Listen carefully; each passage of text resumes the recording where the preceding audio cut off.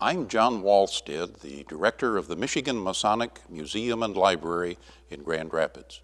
The museum and library is a service of the Michigan Masonic Charitable Foundation, which is a subsidiary corporation of the Grand Lodge of Michigan, Free and Accepted Masons. This is one of a series of legacy interviews with past Grand Masters of Michigan Masonry. In 1826, several lodges gathered in Detroit to form the Grand Lodge of Michigan, Free and Accepted Masons. The first Grand Master was Lewis Cass, at that time the territorial governor. Since the founding of the Grand Lodge in 1826, 165 Michigan Masons have held the illustrious position of Grand Master. In the fall of 2011, 24 past Grand Masters of Michigan Masonry are living. These men have come from diverse walks of life, from humble pursuits to positions of high influence. Each of them has had a story to tell. The following is an interview capturing the recollections of one of those past Grand Masters. This is Monday, February 26, 2012, and we're here interviewing past Grand Master Henry Wilson. Most Worshipful Brother Henry, let's start at the very beginning and tell us where you were born. I was born in Detroit, Michigan in June 12th, 1939. And did you grow up in Detroit? Grew up in the inner city of Detroit until I was about 14 years old. Then we moved out to the outskirts of, but it's still in Detroit, but at that time they were the outskirts of Detroit. It was 2 blocks away from the border. My mother worked for the city of Detroit, therefore we had to live within the city of Detroit. Tell us about your parents, your mom and your dad. Of course, I was named after my father. I'm a Henry A. Wilson, Jr. My dad was basically German descent, and he worked all his life. He was a lithographer and a hand engraver, and he carried government contracts with him all the time. So we always had the FBI at our house knocking on the doors, wanting to take a look to see if we were making any money or plates or something to that effect. I worked in that trade when I was 14 and 15 years old. My cousin owned the shop. So my mother, she worked basically all our life. I had 3 brothers. My oldest brother has now passed away 3 years ago. And I've got 2 other brothers, one in California and one down in Georgia. And so they, the 3 of us, my oldest brother at the time was almost 8 years older than my next oldest brother, and I was the next to the youngest. So we were pretty much alone all our life while we were growing up, and we went to the Detroit public school system until such time as my mother said, "No, you're not getting an education here. We can see that." So we had to go to a private school, so we went to a German Lutheran parochial school, and we did all the way up until intermediate school. But at that time, then I went into the high school, and from high school, actually 3 months before I was supposed to graduate, I quit school and went into the military. And in the military, I got my GED. After getting out of the military, I got my bachelor's and master's and worked on my PhD in educational evaluation, measurements, and research. I have a master's degree in computer science. I have a bachelor's degree in art and in botany and genetics. How did you get interested in those fields? When I got out of the service, because previous to going into the service, I was in I worked in a hospital in surgery, and when I was 16 years old, it's the old days where you took a Xerox and could cheat on your birth certificate and and change the date, which I did so that I could work in the hospital. So I went to work in the hospital. And my cousin was a physician, and so he got me into Harper Grace in Detroit. And I worked in surgery there, and I learned to be an OR tech. So I was very interested in being a doctor at one time. And the interesting thing about it was that I was 15 years old, and I didn't even have a driver's license, and I worked part-time for this ambulance company, and they didn't know I didn't have a driver's license. So after 6 o'clock in the evening till 6 o'clock the next morning, they had the contract to pick up bodies around the city of Detroit for Wayne County morgue. So I used to drive the hearse and pick up dead bodies and then take them to the morgue. This is an interesting background. So. Sounds like it. You said your mother worked for the city of Detroit. What did she do? My mother had both her undergraduate degree was in engineering, and her graduate degree was an MBA. She was in charge of the Department of Building Safety Engineering for the city of Detroit.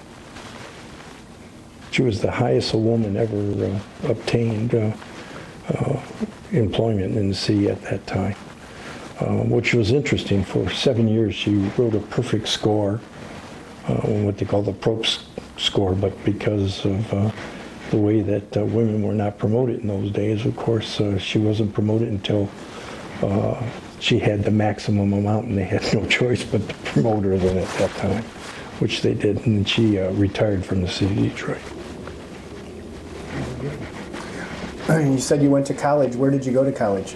I went to college at Michigan Lutheran, which later became Florida State Christian College. And then I went, for my graduate degree, I went to University of Detroit. And then for my doctorate work, I went to Wayne State University. Good. Were you involved in any activities at college? Absolutely not. I was a nerd. I worked. I worked when I got out of the service. I became a police officer, so I worked midnight so that I could go to college and get my degree. So at one time I was working at the police department at midnight, and I'd get off at 8 in the morning, and I'd rush over to the hospital, and I worked till 3:30 in the afternoon in the OR there. And then I would go home and get a couple hours sleep, go to school, and then come back, get a couple more hours sleep, and then go back on to work. So I did that for 5 years in order to get my degree. So I was a little bit retarded because it took me a little longer to get my degree than a lot of people. But you truly did work your way through college. What was your first job out of college? Well, I was still in the police department. Right after the police department, I had been accepted to the University of Nebraska Medical School. And so I got off the police department in June, and I went to work for my brother and a company called Research to Reality, which was an inventors. It was a Detroit corporation. It was owned by Mutual of Omaha, the life insurance company in Detroit. And so I worked there, and I made so much money because I only worked the weekends. That's all I had to work, because I went out to houses and sold these ideas that people would have and stuff like that. And I never went to medical school. How did you meet your wife, Mildred? Mildred's from Stephenville, Newfoundland, and I was in the military station in Newfoundland. I started off in Del Rio, Texas, which is one of the homes of the U-2, which was the famous spy plane. And I was the medical advisor on board the aircraft while it was still in research. And so I was shipped to Newfoundland because the pilot that was flying the aircraft, we were under strict regulations at that time because we were part of the NSA. that the aircraft could never go up with just a single person. They must go up with 2 people. And so I did not go up because it was for a radio check. And the suit up on it was just like as if you were an astronaut. You actually wore a pressurized suit. You had the air conditioning units that they had to carry and stuff like that into it. And so it takes about an hour and 20 minutes to suit up. So he said, why don't you stay down? I'll fly up, check out the radios, and then come back down. Well, that didn't happen that way. He was killed. And the critical thing was that I had to listen to him die over the radio because he knew he was dying, and everybody else knew he was too, because all the alarms were going off in the aircraft, which basically says he was exceeding the speed of what the physical plant of the aircraft could take. So 24 hours later, I was put in an aircraft and flown up to Newfoundland and put back into the service. So I stayed in Newfoundland for 3 years. They wouldn't bring me back at the normal 2-year term. They said I was going to be in Newfoundland for the rest of my life.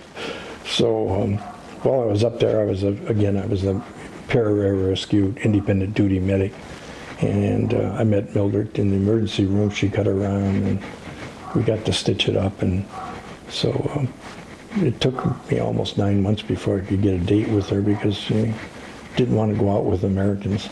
She had a pact with these other women that they could not go out with Americans, you know. So, so it ended up that we got together and we got engaged about a year later, and then I came back to the United States and was discharged, and went on the police department. And a year later, I went back up to Newfoundland. We got married. So we've been married 50 years. This past June 12th, 17th. So how did was she born in Newfoundland? She was born in Galtus, Newfoundland, right, and raised in Newfoundland. And she came here at 21. She learned to drive a car at that time because her father never owned a car. There was no need for it there. And the interesting thing is that I, of course, did not teach her how to drive. One of the other policemen that I knew taught her how to drive, and I used to drive with him, and so I figured that he could teach anybody how to drive because he didn't care how he drove anyway. So the two of them made a good pair. Okay. Tell us about your family. We have a daughter, and her name is Suzanne, and she's a school teacher. She's now in Florida. We have one grandson, a boy. He's 9 years old, and he's also down in Florida with his mother. They're in the St. Petersburg area of Florida. And like I said, she's a school teacher. So, your career, I know you spent a lot of time in accounting. How did you get into your ultimate career? Well, from the going with research, I decided to take a look at going into computer systems because we had a computer system in the company that my brother and I started. And so I became interested in computers. I went to work for IBM for a short period of time. The organization was just so large. I did not like how the organization's structured. They're very profitable, I understand that, but I did not like that type of a structure or environment to work in. I was 36 years old, and when I went to training, we had to sing the IBM song for breakfast, and I was just too old to sing songs, and I'd already been in the service, and I wasn't going to do that. So I went back into the police law enforcement, which the Criminal Justice Institute in Detroit. And that was a quasi-government agency owned by all the cities in Detroit. And there I was in charge of what they call the SPARMAS group, which was a standard police automated resource management information system acronym. They love them. in the government. But we installed police and law enforcement management information systems in local law enforcement and sheriff's department in the state of Michigan. And that was for 2 years, and then the funds dried up for what they call LEA, which is the law enforcement funds. And so I went to work then for Grant Thornton. Grant Thornton is at that time, we were the 9th largest CPA firm in the world because there was the Big 8. Now there's the Big 4, we're the 5th largest. We employ approximately 30,000 people throughout the world. And I was a partner and also the administrative partner for the Detroit office. I was there for 16 years, 12 of which was as a partner. And I retired from there. Then I did some private consulting for about 10 years. And a friend of mine, Dick Warnick, who I worked for at IBM, then worked for at the Criminal Justice Institute, he came out here after the Criminal Justice Institute folded, and he started his business here. And he called me up for about 10 years. He asked me to come to work for him. I just didn't want to move to Arizona. And so Russ Wells, who was the Grand Master before I was, he and Joan moved out here to Arizona to be with their daughter. And so he called up and he says, why don't you come on out and at least talk with me? I said, well, I don't know. And then Joan got sick, and we were very close. Bob Sanborn and Donna and Russ and Joan and Mildred and myself were very close as Grand Masters and his wives and husbands. And so we came out here, and because Joan was sick, and right after that, she passed away from cancer. And so I interviewed, and he made me an offer I couldn't refuse, so I came out here as a director of sales, the manager of sales, then I became the director of contracts and the director of the company. That company was just purchased by ADP in November of last year, and it came fully operational in February of this past year, not November the previous year. Since I was a director, and ADP has a lot of directors, they don't need any other director, I got a severance package from there. So I tried retiring, and I don't like that, so I'm going back to work. I don't care where, but even have to be a Walmart greeter, I don't know. Very good.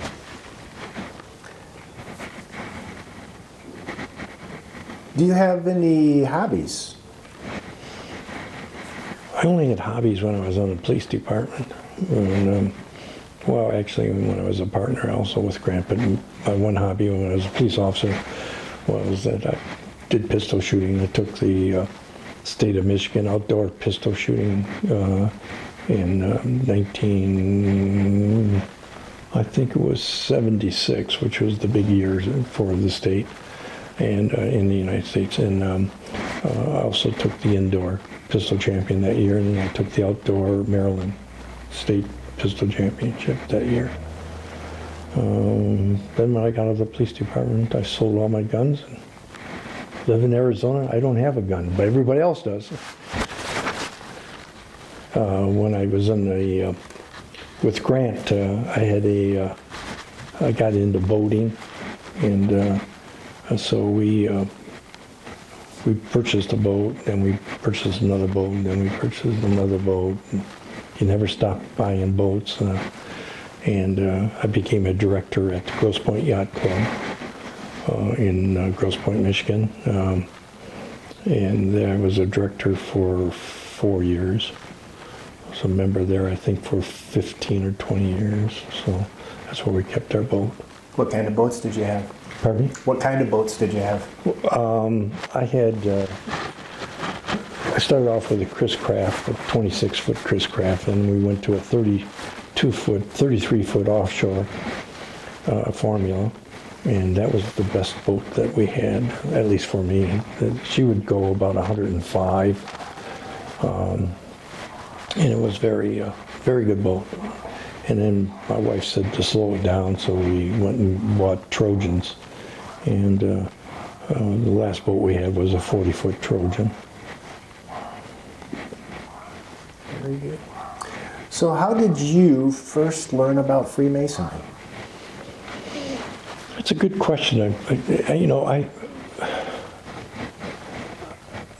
When I was a child, I mean, when 8, 9 years old, when we went over to my grandmother's house, if anybody passed away in the neighborhood, of course, we used to go door to door collecting money and then buy flowers and stuff like that, and whatever they needed for the family or give them the money. And so I noticed that some of the people that had passed away on a Saturday, I see a group of men come over, and they would be cutting the lawn, or they would be painting the house, or doing something there. And so I asked my grandmother, I says, who are those people? I thought Mr. So-and-so had passed away. And she says, those are Masons. I says, oh, I says, Masons. I don't know. The only Masons I know is the jars. She says, no. She says, that's a secretive organization, but they help each other. I said, okay. And so that was probably my real first introduction.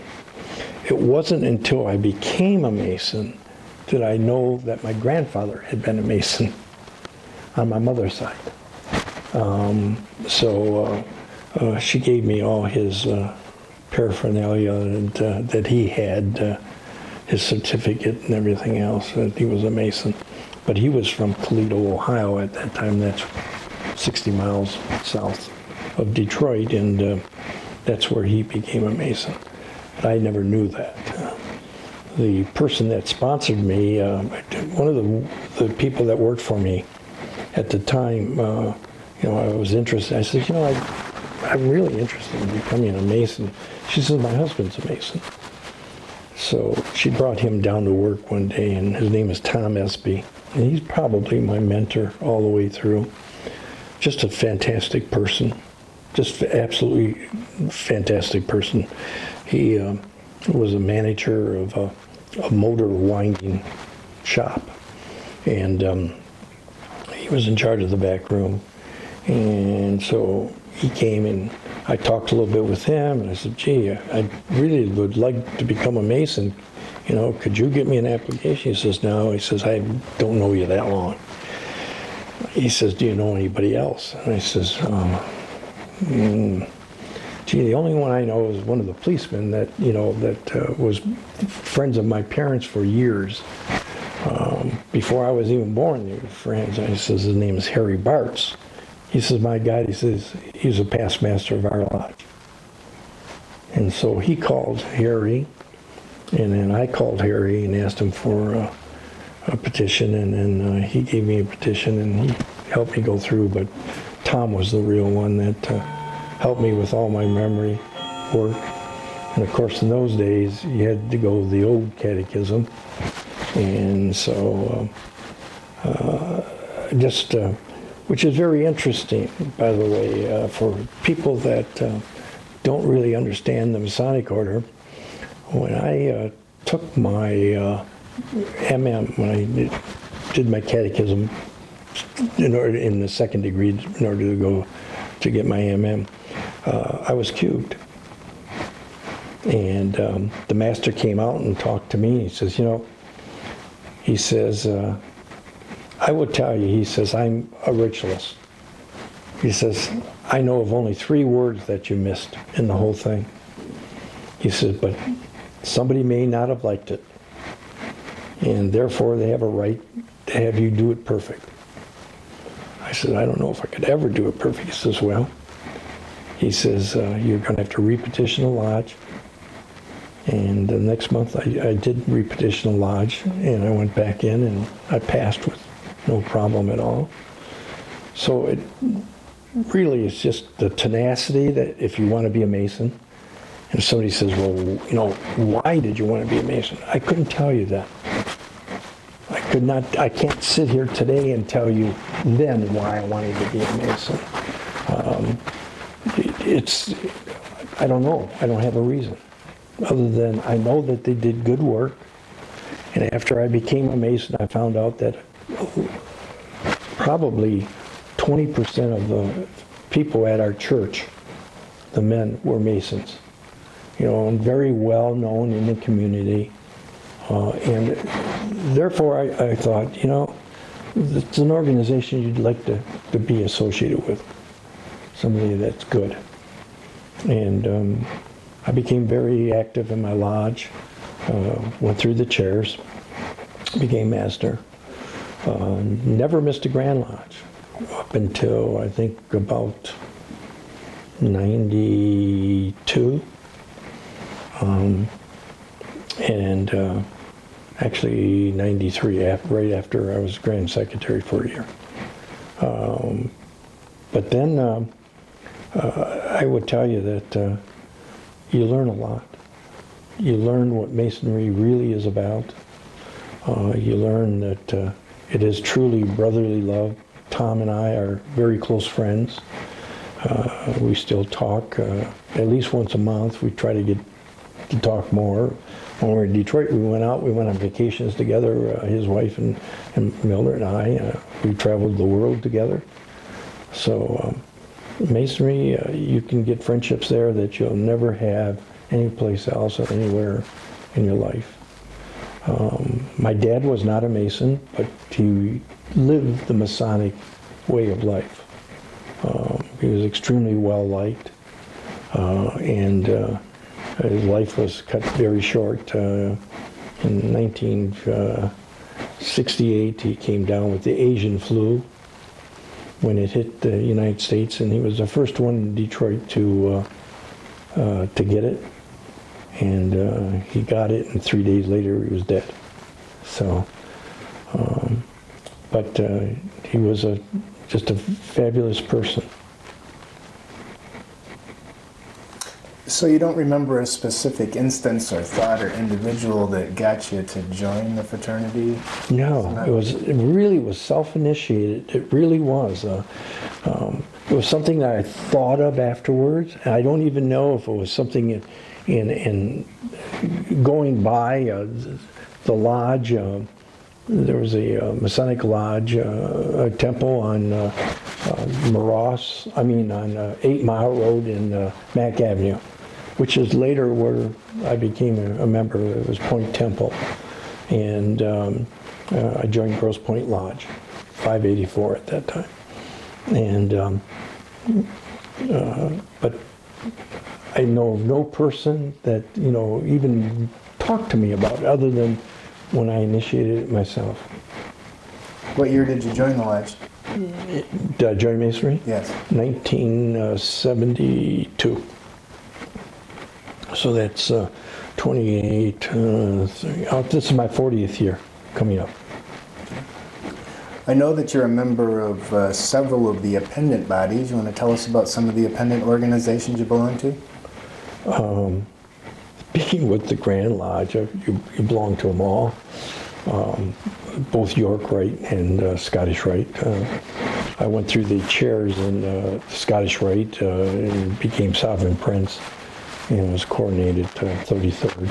And don't ask me the year because I don't know it. I could go and find out, but I don't know it.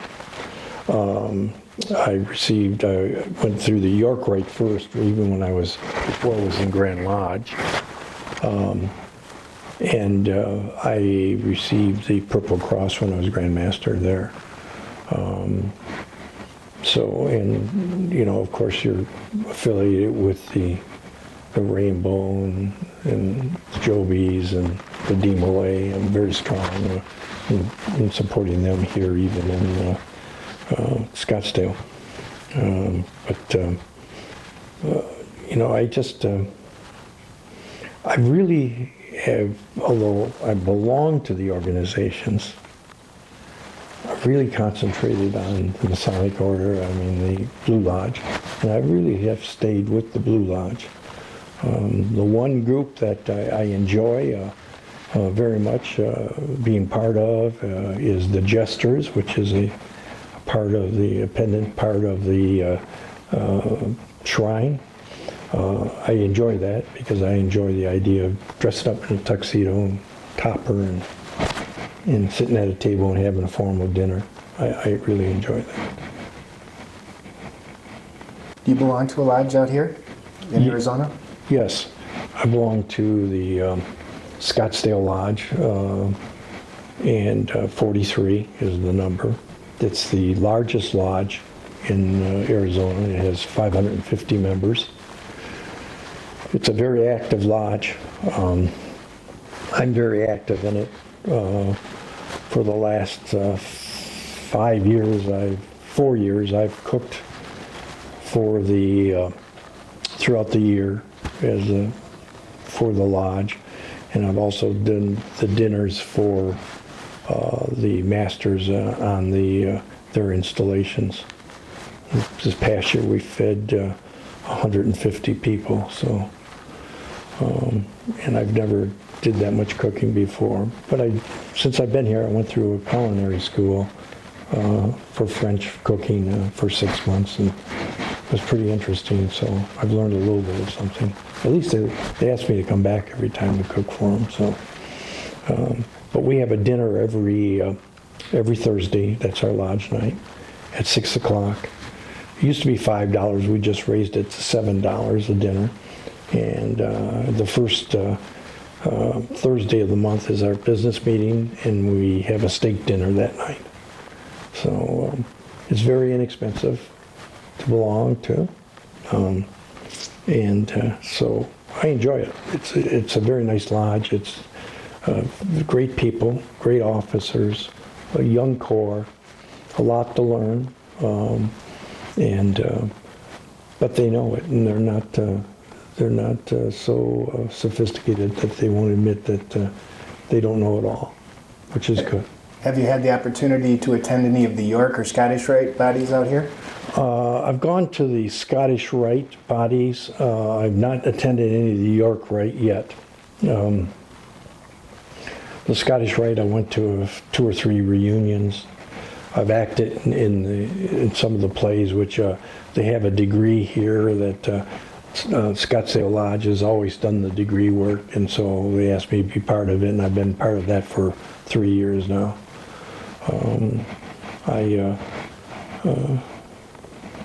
As a sidebar, it was very interesting.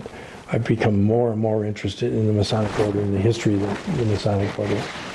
And so I've read quite a few books, and I decided to write a play. So I've written a play on the Templars and the association that the Templars might have with the Masonic Order. And so it's very interesting. And I've been asked at my lodge, I've put it on at Scottsdale Lodge. The York Rite has just asked me to put it on for them, and 2 other lodges have asked me to do the play. And it's in costume. It's a one-person play, and it has 4 parts to it. And the first part is they're about 20 minutes each part. So what was your conclusion? Is there a relationship? My conclusion? I think there is. I think very strongly that there is. I took everything off of Robinson's book, and I got permission from his editor. And as long as I don't charge any money for the audience, then I can do it. But I've already sent her the copies of what it is, and it's very interesting on how things came about in the Masonic Order and how the Knights Templar are so much close and associated with them. But the Knights Templar of today is not the Knights Templar of yesterday. There's quite a bit of difference between the two. You mentioned your friend Tom and brother, who was a Masonic mentor. Did you have any other Masonic mentors? Well, we had a group that hung pretty well together. Jim Cumbo was one that He's passed away now. He was the master of the lodge when I went in, and Jerry Gunn was another one. And every Friday, we met on Friday nights. Every Friday, the four of us would go out and talk and everything. As a matter of fact, my very first year, I just became a Master Mason in March.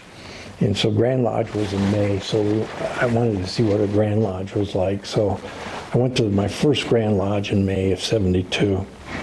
And so I went before the master did. I walked in before. And I had to go back to tell him what the word was because he forgot what the word was. But I was the youngest Master Mason at the time, so.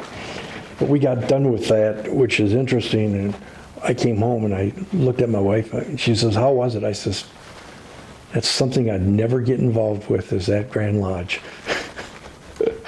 Very interesting. Tell us about some of the highlights of your Masonic experiences, excluding Grand Lodge. I think that my real highlight, and I can still remember it today, is becoming a Master Mason. I mean, that really was the highlight of my Masonic career. And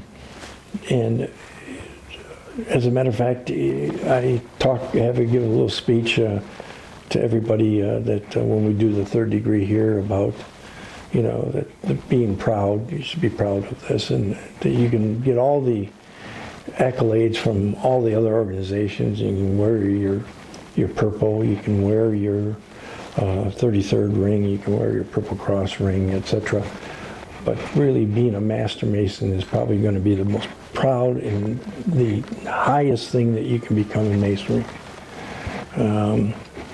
You know, I can talk about fun time I had when I got my 33rd, you know, that we was in Boston, and we went to the Boston Pops and stuff like that, so memorable type of thing. And my Purple Cross was in Florida, Orlando, so I can remember that.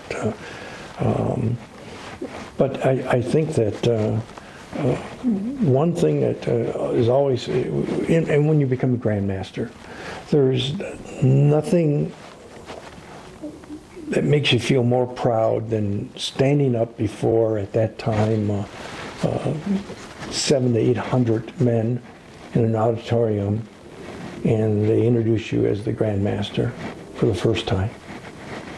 And the applause, and I mean, you get tears, and it's very hard to even talk about it because of everything that you've gone through, you know, that you're to become when you get there. They're memorable. I think that being in the dunk tank at the DMLA's annual, I mean, I decided that as the previous Grand Master had done, I was going to have to go into the dunk tank, and I did, and that was great to do that. And that was probably, you know, what I can say. What made you decide to run for Grand Lodge? I was on the Board of General Purposes at the time, and when I had gotten done being Master of the Lodge, we were talking about the Board of General Purposes and stuff like that, and at the lodge, and they said, well, you know, our representative hasn't been in our lodge in at least 10 years that we know of. I said, really? He said, no. I said, well, that shouldn't be, you know. They said, well, it was, at that time, the representative, the senior lodge was in Highland Park, and nobody wanted to drive down there at night. I said, that's fine. Here's what I'm going to do. I'm going to rent a bus, and we're going to bus everybody down there. So I rented a bus, and we bussed everybody down to the Highland Park Masonic Temple. And I was running, and I told everybody on the bus, you don't have to vote for me. He says, and I won't make you walk home either. So, what was it? I was voted in, and so I was on the Board of General Purposes, and after being on the Board of General Purposes, of course you know all the candidates that are running for Grand Marshal. And past Grand Master Royce Curlis was there, and then Grand Secretary said, you know, it's a shame that the candidates are not getting out to the lodges. Nobody's traveling to the lodges. They just take it for granted that they're going to be voted in as Grand Master.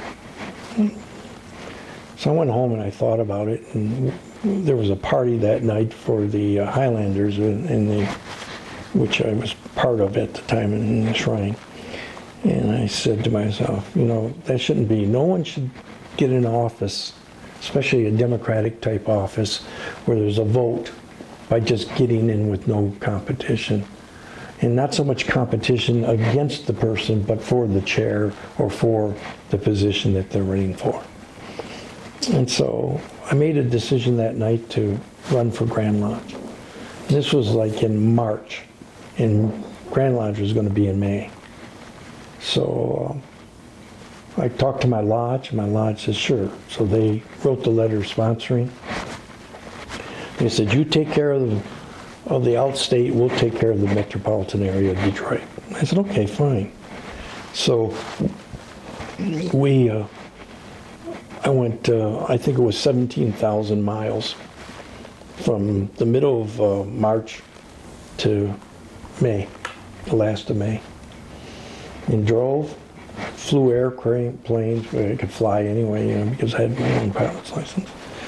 And my company at that time said, hey, just take the time off you need to get it done.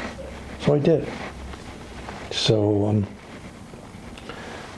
the day of the election came, and which was interesting. The first time, I think it took 1,500 and some votes. There was 500 and some lodges there. It took 1,500 and some votes to total, 700 and something to have the majority.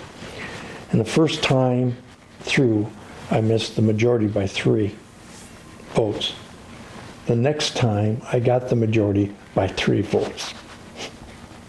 So just one person that basically flipped, and that was it. And then, of course, 7 years later, you become the Grand Master, if everything goes all right. So who did you serve as Grand Marshal for? What Grand Master? Holmes Swenson. And that's another story, if you'd like to hear it. Sure.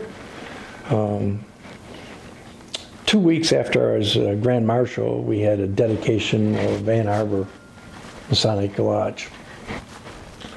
And so we were supposed to go out there and inspect it and everything else like they do today, and tell them exactly what the Grand Master's expectations are and stuff like that.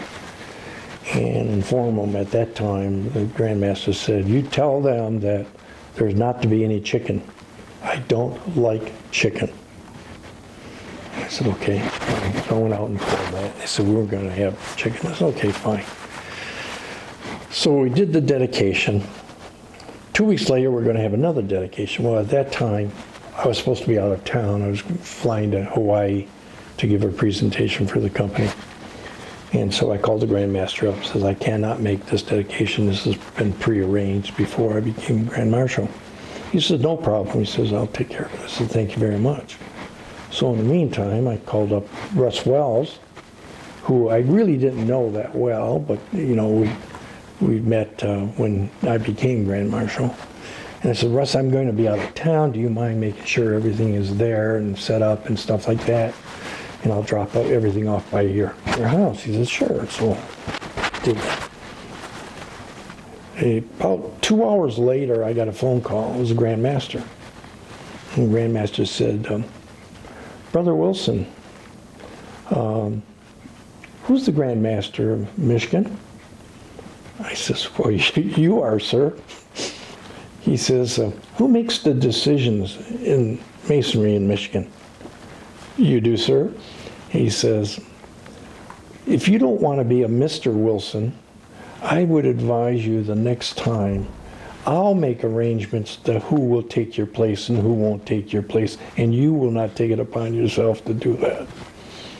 That was the only warning I had, and I'll tell you, I adhered to that warning, and I knew from that point on. I drove him, and in those days, the Grand Marshal went with the Grand Master every place. I drove him all over the state, and we were coming back one time, and a deer ran out in front of the car and hit the car. And he blamed me for this deer hitting the car. And he says, I'm going to make you a mister before this whole thing is over. It was just the funniest thing in the world that you can see. You know, what did I have to do with the deer, you know? The deer got up and ran off, though. He had very little damage to his car, but he drove Cadillacs, and he was very upset over his new Cadillac being smashed. And it was I who did the smashing of his car. Are there any other older Grand Masters that you have personal recollections of? By older, I meant serving several years ago. Right. Royce Curlis, of course, and Royce was a true diehard Grand Master. You didn't fool around with Royce. Royce was very serious. He could fool, but you couldn't fool. People that knew him very well just stayed out of his way, because that was the best thing to do. And especially if you're far enough down on the rung. And I, of course, when I first started as Grand Marshal, the night we were being installed, he turned around and I put my gloves on, and he came up to me and he said, I'm glad that you got in. I said, well, thank you very much. He says, you're going to be one of the younger Grand Masters. I says, oh. I said, yeah. He said, how old are you? And I says, well, I'm 36. And he said, oh my God. He says, well, you were born in 1939? And I says, yeah, that's pretty good for an old fellow to remember that. Wrong thing to say. Absolutely the wrong thing to say to him. He didn't talk to me for about 6 months. He was one. Newt Bacon, I remember him. And Willard Sauer, who was Grand Lecturer. During Willard's year, the biggest thing was always which way was the eagle to stand? Was it to face the altar or was it to face the master of the lodge? You know, and so when I first was Grand Marshal, we went to Ann Arbor, and the people in Ann Arbor will remember this. I walked into the lodge, and you know, they asked me to sit in the east, representing the Grand Master, and we went over what was going to happen for their dedication. And so one of them got up and says, Grand Marshal, one question I have is that which way should the eagle be? And I just looked at him and I said, well, if I were you, I'd put the eagle in such a way as it wouldn't doo-doo on the Bible. And they just burst out laughing. You know, that was never brought up again in my years of being, you know, all the time I've gone through. Whenever I went to Ann Arbor, they'd always say, oh, there's the doo-doo. So who were, of the Grand Masters that you knew, who were some of the ones that you most admired? Who do you think were the standouts? Well, you know, asking that of a past Grand Master is really bad, because then it gets everybody else upset at you. I think that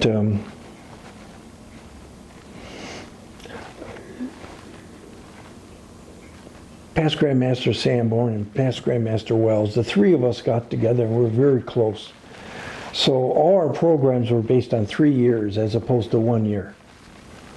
And I think that I had a lot of admiration because in the past, Grandmasters would have a program, and normally when the deputy came in, the Grandmaster, the programs would change because they wanted to do their thing, and I understand that. And so there was no continuity, no consistency.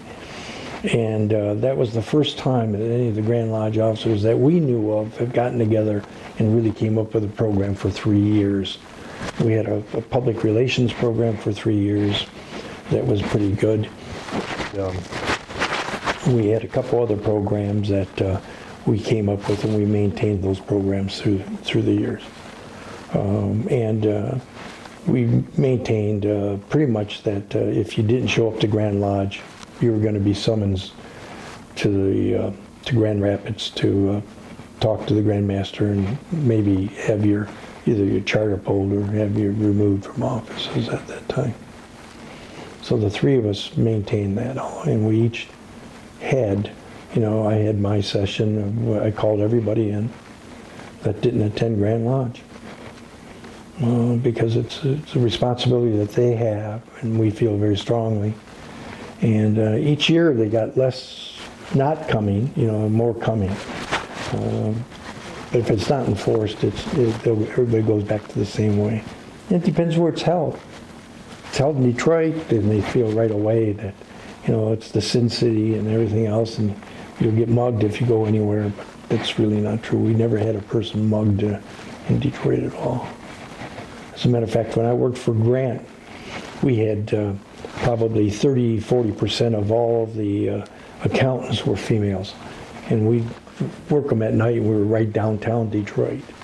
Never had anything happen. We moved out to Southfield, and we had 3 cars stolen in the first week. And one woman was molested as she was going out to the parking lot. So it really had nothing to do with Detroit at all.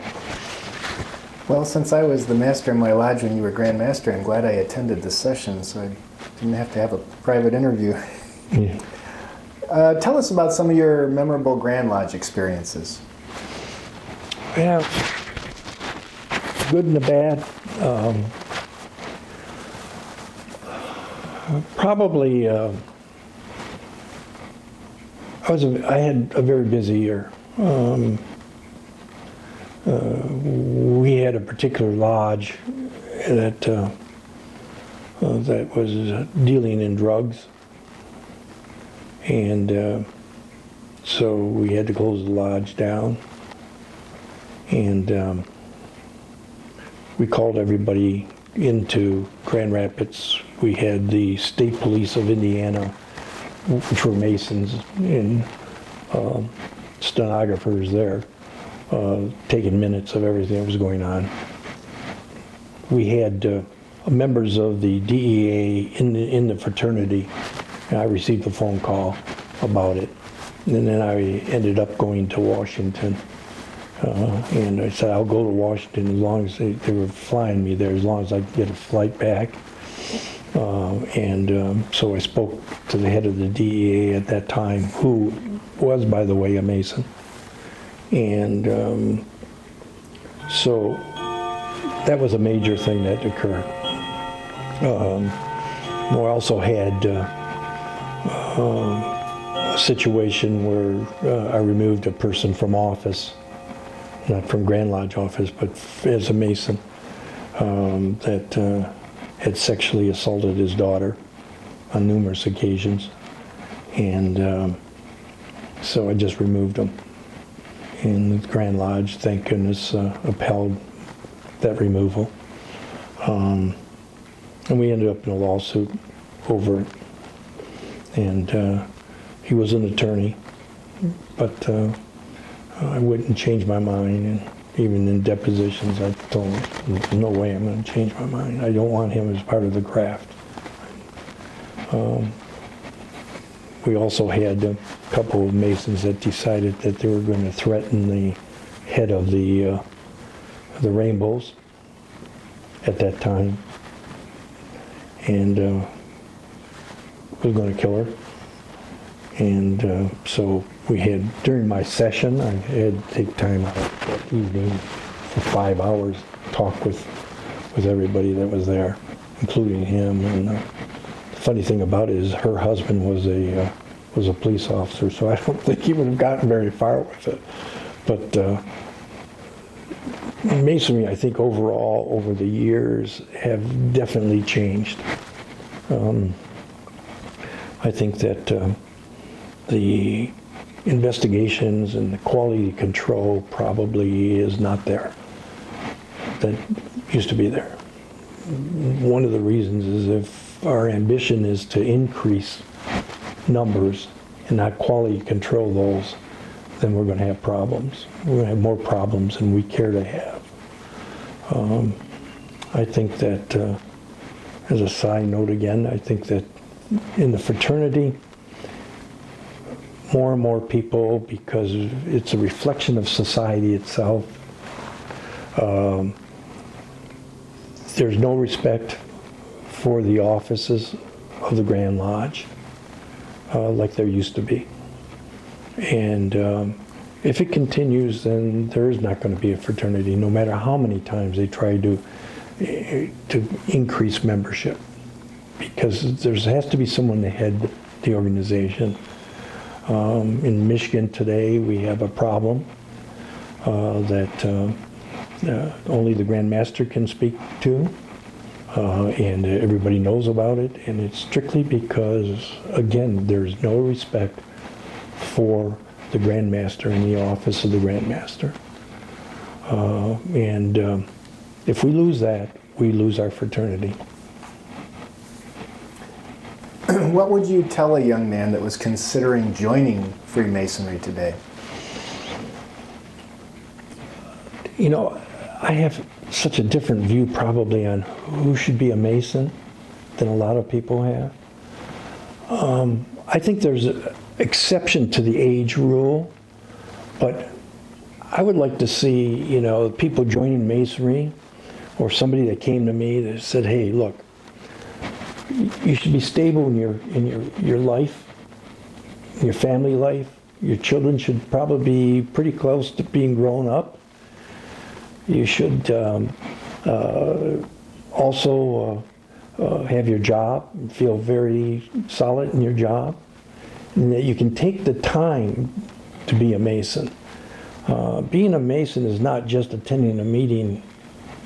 It's more to it than that. And so I think that the maturity of a person going into Masonry helps a lot. Although the younger people today, they're more knowledgeable than I ever was going into Masonry. They've read more books than I've ever read on Masonry. But they still don't know what a Mason is. They think that Masonry is something that you go out and to the community, and you do everything within the community, not realizing that Masonry was never like that. Masonry, everything inured to the Masons. That's why you wanted to join. Orphanages were started by the Masons in the United States. Okay, Pennsylvania still has one, and Indiana has one. But they were started. The reason they disappeared was then the welfare state took over, or the government took over those things, and we lost it. Okay, but that's what made Masonry. What we did for our families, what we did for Masons that were either killed in the war or were just, you know, out of jobs. We had employment services. We had many things that, insurance. We had many things that benefited Masons. We don't have that today. And that's going to be a problem in the long run. We've lost our tradition. We've lost our mix in our lodges too. People can say, you know, who are the famous Masons? Everybody can name the famous Washingtons. We don't have the Washingtons anymore sitting in our lodges. We don't have Joe the Plumber sitting in our lodges anymore. I mean, the mix is what makes Masonry, that we can stand on a level and talk on a level. So I would tell a person that's going in that, you know, I'd explain to him what Masonry was as far as what he should know. You know, what he should look forward to, what he shouldn't think it is. It's not a Dan Brown. We're not going to find a treasure tomorrow. The treasure you'll find is in your heart. And you will find that if you stay with Masonry long enough. For somebody that's already a Mason, what would you tell them how to get the most out of the fraternity? You get the most out of the Masonic order by what you put in. The more you work for the Masonic order, the more you'll get out of it. I personally have, as I've stated here, have centralized myself in the Blue Lodge. That doesn't mean there's not a place for the Shrine or the York Rite or the Scottish Rite. It has nothing to do with it. It has that stay in Masonry to find out what it's about. A Mason starts in the heart. It doesn't start anyplace else. It doesn't start in the line. It's not there to be so that you can go through and how fast that I can go through the line. That's not what it's about. What it's really about is, you know, the brotherly love that you can have with other people. It's that interaction, that conversation, that mutual likeness that you have with each other, and that you're willing to sacrifice yourself for that other person and for the fraternity. I think that's very, very powerful. And I think that they should try to go through the line. They should be active in their lodges, you know, and not just sit on the sideline, you know, but participate. You can everybody's looking for help. That's what I would tell them. What advice would you have for a brother that was considered running for Grand Lodge?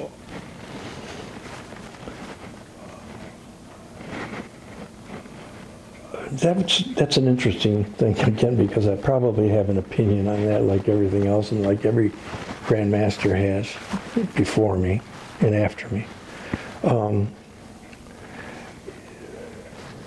First of all, I would say, what can you give to the Grand Lodge? Not so much as what you will receive, but what can you give? Are you a business person? Because the lodge level is the ritual level.